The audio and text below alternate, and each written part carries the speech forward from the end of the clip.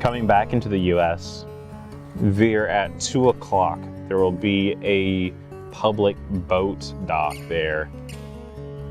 The procedure is very easy. You go up and say, hey, I need to talk to the US Customs. If no one's there, just pick up the phone and basically just have a video chat call with them. Make sure you provide your passport number. Very trusting way to go through customs. You just did the hardest stretch so far on this trail. You did the Missisquoi River going upstream. You did the Grand Portage. You got rewarded with Lake Memphremagog. Then you have to go upstream on the Clyde River.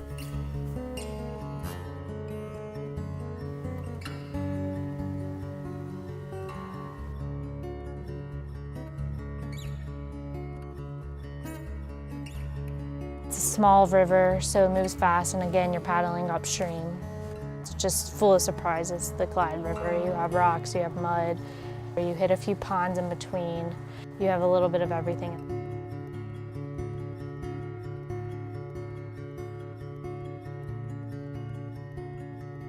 A very specific section you're about to paddle is one of the largest A-ranked intermediate fens in the Northeast.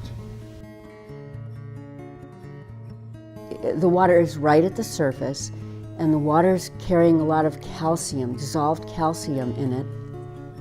And those are the conditions that favor certain kinds of plants called sedges. So it looks like grasses, but it's really sedges. And this suite of sedges loves this kind of saturated, calcium-rich habitat.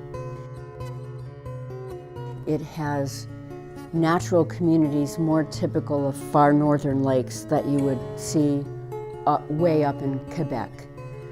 And they're not so typical of the rest of New England. So it's a very special micro-habitat, you could say.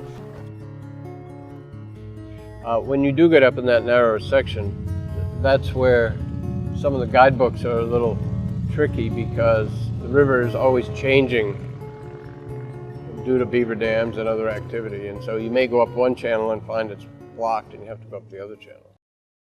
The Nullhegen River Basin is a lot different than probably other parts of the trail that you paddled. It flows over, I guess a popular way to talk about it is an unexploded volcano. It's a big bubble of magma that never rose to the surface and came out like a volcano. It just kind of bubbled up in a chamber underground and just cooled that way. In parts of the Nullhegen, when you're paddling it, the water looks different. Sometimes it's kind of brownish or coffee color, but it's clear, you know, it doesn't look muddy. People in our state government, the water quality managers in state government, think of the Nullhegen as a reference river, and that means it's a standard. It's like a gold standard. They compare other rivers to the Nullhegen in looking at the water quality numbers and the kind of insect life that lives in the river, and these are insects that would indicate good water quality, and they'll look at those aspects of the Nullhegen and compare other rivers to it to say, are these as good as the Nullhegen? How close can they get to the Nullhegen numbers? So it's a reference river that way. Once you leave the Nullhegen River, you will enter into New Hampshire.